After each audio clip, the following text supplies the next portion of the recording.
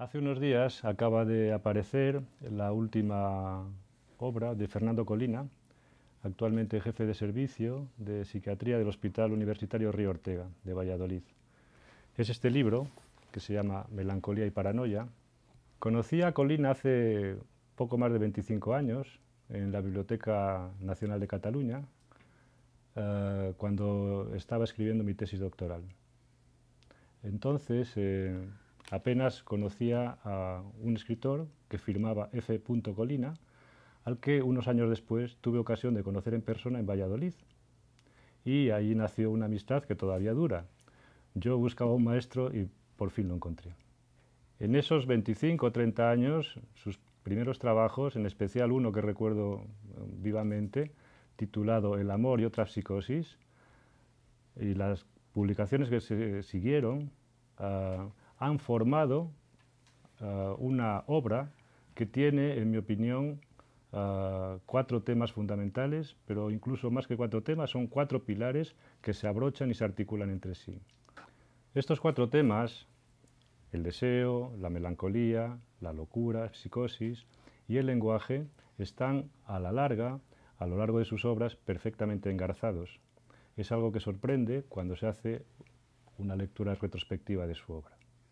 La primera cuestión que sorprende al lector de Colina es que un médico especialista en psiquiatría, director de un hospital psiquiátrico durante muchos años, actualmente jefe de servicio, como decía, tenga dentro de sus referencias, dentro de su campo de referencial, fundamentalmente fuentes de la cultura y fuentes filosóficas.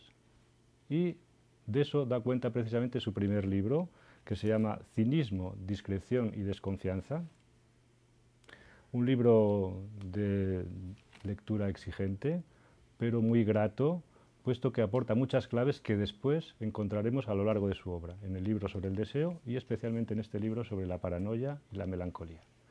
En ese sentido, quería preguntarle a Colina a qué se debe especialmente su formación y sus referencias filosóficas y culturales, más que propiamente psicopatológicas o científicas. Cuando yo me formé en los años 70, yo creo que la experiencia personal de cada uno en relación con la psiquiatría, con la profesión, era muy distinta de la que existe ahora. Es decir, que estaba muy en primer plano no solo la cuestión de la clínica, sino la cuestión social de la reforma de los hospitales psiquiátricos, y aparte había un interés general, probablemente por la ignorancia general, un poco del retraso del país con respecto a otras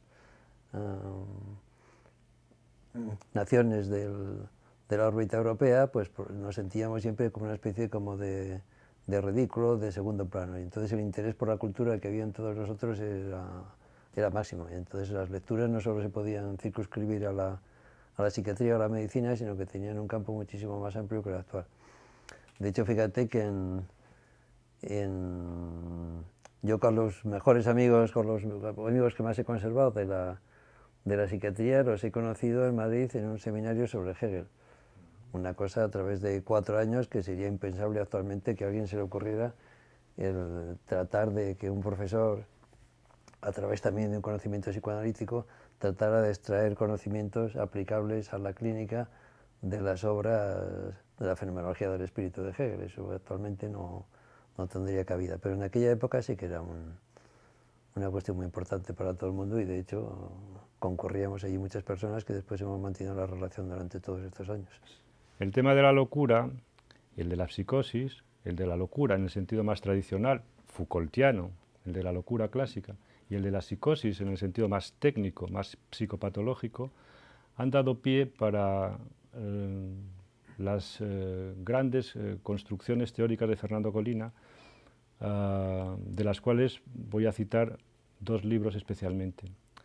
Escritos psicóticos y este libro que, en mi opinión, marca un cambio de tendencia, El saber delirante, un cambio de tendencia en el sentido que Colina se vuelve accesible para el gran público. Es un libro hermosamente escrito, con una prosa envidiable y con unos planteamientos muy originales. Si algo tiene Colina verdaderamente como autor es la prosa y la originalidad de sus planteamientos. Y estos 2 libros han dado pie a que le formule una pregunta muy sencilla, pero al mismo tiempo muy compleja. ¿Qué es la locura? ¿Qué relación guarda la locura con el lenguaje? El término locura es un término muy amplio, muy respetable y muy digno, y con una tradición muy antigua y muy histórica. Dentro de todo ese campo de la locura, de donde se ha extraído la cuestión de los diagnósticos y de las enfermedades, pues no queda más remedio que afirmar que la locura es el campo en principio de la pérdida de la razón y la pérdida del pensamiento, del sentido común, que así lo definían los clásicos. Y naturalmente el estudio del presente, la manera de abordar el pensamiento en el momento actual o del momento después del giro lingüístico de los años 70, 80 o previos, pues naturalmente afecta obligatoriamente al dominio del lenguaje. Y máxime todavía sería mucho más importante si la orientación un poco clínico-teórica está inspirada un poco en la obra de Freud, pues que esa inspiración siempre obligatoriamente pasa por dos campos, uno la libido, el deseo, y otro el campo de las representaciones del lenguaje. Entonces, desde ese punto de vista, casi el enunciado de la obra de Schopenhauer, como el mundo como voluntad y representación, casi es un resumen de todo lo que obligatoriamente después hemos estado estudiando en el campo de la locura. Frente a la locura, Fernando Colina ha sabido investigar y discernir a propósito de un campo, que es el campo que podemos llamar dentro de su obra el deseo, al que le ha dedicado ya desde sus primeras obras, pero especialmente un libro hermoso que se llama Deseo sobre Deseo. Es este libro que culmina con una parte muy original puesto que es poco estudiada por los clínicos e incluso por los psicopatólogos, que tiene que ver con las relaciones del deseo y el poder. Y me gustaría, puesto que esto es algo muy original suyo, que nos hablara, que nos explicara algo de este asunto de la relación del deseo y el poder. En el libro del Deseo sobre Deseo, en el último capítulo, que ya lo había hecho en algún artículo, abordo la cuestión del deseo del poder. Yo creo que es un reto por varias razones. Una, que dentro de la apertura que establece Freud, que previamente ya había hecho Spinoza diciendo que la esencia del hombre era precisamente la vida del deseo, el desarrollo que hace Freud precisamente de la libido y de toda la teorización de las estrategias, de la dinámica, de los problemas del deseo y de su importancia de la libido como eje central de la vida humana, de la vida psíquica, pues sobre todo en la obra de Freud es conocido que su referencia fundamental siempre es el campo de la sexualidad. Y efectivamente así es, y tiene su fruto y saca unos beneficios teóricos exponenciales casi sobre ese tema. Y también es conocido que muchas veces se enfrentó a todos aquellos discípulos o contemporáneos que quisieron desnaturalizar el psicoanálisis, a juicio de Freud, tratando de cambiar esa forma de libido por otras formas de libido. Probablemente la más importante, siempre se dijo que había que el sexo y el poder, pues que realmente representan y reducen un poco las preocupaciones del hombre. Entonces el reto era cómo tratar de abordar el deseo de poder sin desnaturalizar los principios fundamentales de la concepción freudiana. Y entonces, al mismo tiempo, aprovechar cierto tipo de consideraciones hechas sobre el poder, precisamente por Foucault, en el cual estudia el deseo de poder precisamente entendiendo el poder no como una sustancia que digamos que pueda dominar a una persona o una institución o representar a cierto tipo de poderes más o menos ocultos dentro de la sociedad, sino establecer la preocupación por la relación. Y ese tipo de relaciones yo creo que también encaja mucho con la cuestión y con el modelo psicoanalítico de abordaje de la libido en general. Entonces, por eso me interesaba un poco, porque yo creo que Freud lo aborda sobre todo en los campos cuando se preocupa por el narcisismo, pero pasa por ello un poco como por encima, ¿no? De cierto modo parece como que el psicoanálisis estuviera a la expectativa o a la espera de la aparición de un Freud que abordara el deseo de poder con la misma intensidad con que había hecho el deseo sexual, ¿no? Por eso mi interés siempre en ese campo, en tratar de desentrañar ese campo, los elementos fundamentales de ese campo, sin necesidad de tener que suponer eso como una especie de desviación o de traición o alejamiento de la propia obra de Freud, sino precisamente inspirado en ella, ¿no? Dejando por el momento al margen lo que constituyen sus escritos, sus artículos, sus múltiples ocupaciones dentro del mundo editorial, me gustaría informar y comentar que Fernando Colina, dentro de su actividad docente, antes en el Villacián, en el antiguo manicomio, y ahora en el Hospital Universitario Río Ortega, dicta un seminario en el cual las referencias al psicoanálisis son permanentes y están siempre, son motivos siempre de reflexión. Y me gustaría hacerle una pregunta y pedirle que hiciera algún comentario, la importancia que tiene el psicoanálisis dentro de la formación de los futuros especialistas en psicología clínica y en psiquiatría. Bueno, es una opción. La psiquiatría sigue dividida, como desde su nacimiento, entre unos que abordan más el aspecto somático y físico de la enfermedad y otros que la abordan desde el punto de vista más psicológico. Y desde el punto de vista psicológico me parece que hay dos grandes corrientes, una la cognitivo-conductual y otra la psicoanalítica. La cognitivo-conductual me parece que es hija y hermana sencillamente del campo físico y del campo biológico, y solo sirve un poco para prolongar a la psiquiatría biológica, prolongarla dentro de un campo psicológico de la conducta, pero realmente sigue siendo el mismo modelo, digamos, científico, en un sentido muy reduccionista, pero que no avanza más allá. Y en cambio el otro modelo más importante, obligatoriamente, yo creo que parte sin ninguna duda de la obra de Freud, es decir, que todos los psiquiatras, quieran o no, se tienen que pronunciar por fuerza entre si están del lado de Freud o en el lado contrario. No admite medias tintas, ni componendas, ni sincretismos, pero o lees la clínica y toda la psicopatología desde la obra de Freud y teniendo en cuenta Freud, o sencillamente eres biologicista en cierto modo y eres del campo de lo cognitivo-conductual. Entonces ahí yo creo que hay una determinación y ahí yo creo que hay una elección básica, y esa elección yo creo que fue la mía desde el principio, no en cuanto a practicar el psicoanálisis, que ni me he psicoanalizado ni soy psicoanalista, pero sí en el aprovechamiento máximo hasta donde he llegado de todo lo que provenía del psicoanálisis para tratar de incorporarlo a la clínica y al mismo tiempo de transmitirlo a toda la gente que hemos tenido ocasión de formar. Otro de los aspectos de la actividad profesional de Fernando Colina es la presencia en la dirección y en la colaboración en algunos proyectos editoriales. Esta es la revista de la Asociación Española de Neuropsiquiatría, que él ha dirigido durante muchos años. Y con su dirección ha alcanzado cotas, yo creo que de calidad muy importantes. Este es otro de los proyectos editoriales en los que él participa, el de los alienistas del Pisuerga. Este es uno de sus volúmenes. Aquí hay otro de los libros en los que él ha trabajado también para difundir la cultura psicopatológica. Pero quizás lo más importante que ha hecho a lo largo de su vida ha sido editar esta colección de libros, aquí hay uno de Cicerón en concreto, en el que se recoge todo el pensamiento, toda la cultura clásica que tenga que ver y que interese al psicopatólogo actual.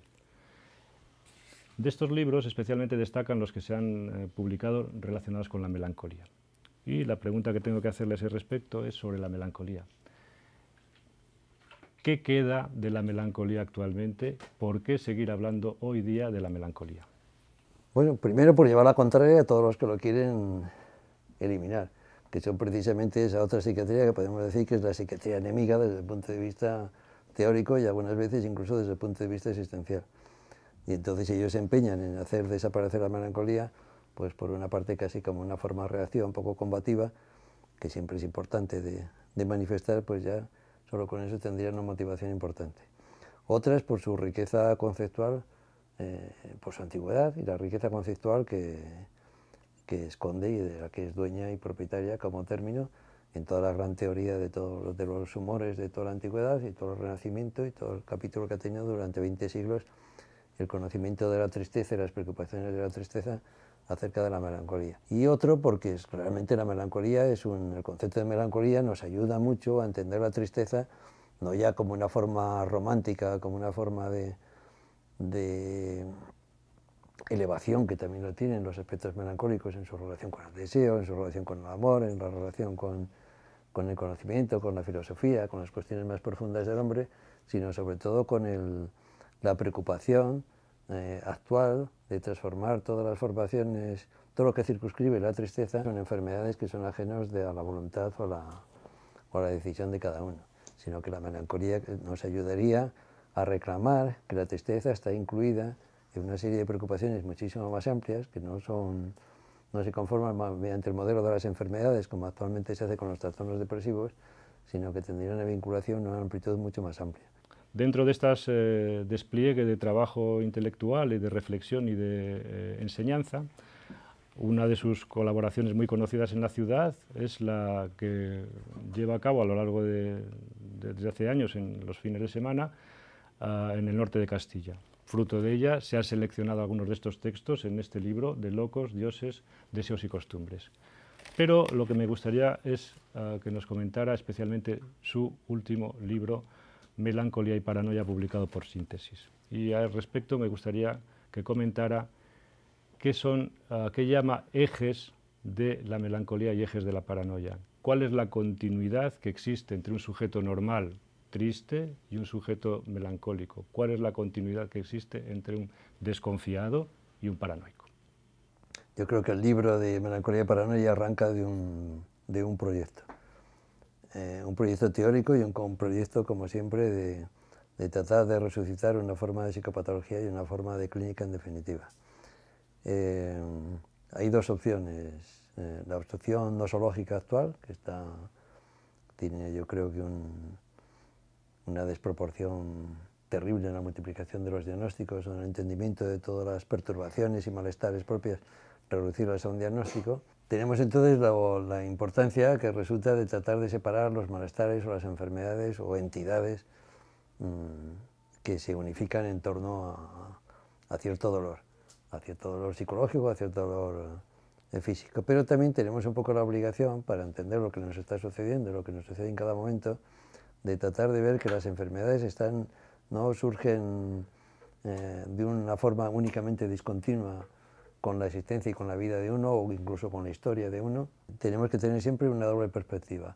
Una, que hay ciertas formas en las cuales cuando nosotros tenemos una crisis, la crisis constituye una discontinuidad con lo que ha sido nuestro pasado y lo que ha sido nuestra biografía, pero que al mismo tiempo hay una perspectiva de una sucesión y una continuidad y un enlace entre lo que nos está sucediendo en este presente y lo que hemos venido siendo anteriormente. Y entonces, desde ese punto de vista, los ejes, la propuesta que yo hago de dos ejes que englobarían todo nuestro sufrimiento en torno precisamente a la paranoia como enfermedad de la razón, como distorsión del pensamiento, y la melancolía, que englobaría como un eje de continuidad todas las formas de distorsión o de afectación del deseo. De tal manera que de la simple desconfianza que todos tenemos y que es el motor un poco, muchas veces incluso del pensamiento, del saber y de las relaciones con el otro, que obligatoriamente están siempre tocadas por cierta duda o cierta suspicacia, o, digamos, normal, digamos que casi fisiológica, hasta la desconfianza morbosa de una persona ya más paranoide, que desconfía obligatoriamente hasta del ruido que oye en la calle, pues habría una ruptura, pero al mismo tiempo habría una continuidad. Y lo mismo pasaría en el campo de la melancolía, que por un lado, entre la gran psicosis, entre la gran locura maníaco-depresiva, entre las grandes formas de las grandes depresiones melancólicas y las formas de la tristeza ordinaria, hay una ruptura, pero también hay una similitud y una continuidad. Y entonces el libro yo creo que es siempre un intento de estar saltando en estos dos ejes de melancolía y paranoia, y al mismo tiempo estar continuamente intercalando factores de separación y factores de semejanza. Y entonces en ese juego un poco se jugarían, yo creo que todas las preocupaciones que se presentan en los sucesivos capítulos.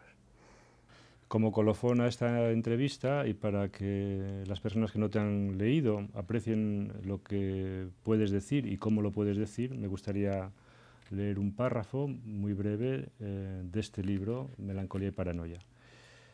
El síntoma universal, el síntoma por excelencia del gran círculo melancólico es la tristeza, como la desconfianza lo es en el eje de la paranoia. El origen de esa tristeza, irremediable y natural, no es otro que la propia condición del deseo. La tristeza es el eco del deseo, su llanto, su sollozo. Todo el deseo concluye en placer, pero también en insatisfacción y pérdida. Sin el lastre de la tristeza, el barco queda mal estibado y se escora con facilidad. Observada desde ese ángulo, la tristeza puede entenderse como la respiración del deseo, la expiración e inspiración con las que se alternan el placer y el dolor. El melancólico, siguiendo este razonamiento, tanto puede representar al hombre fracasado en el deseo como a su héroe y vencedor más audaz. Precioso.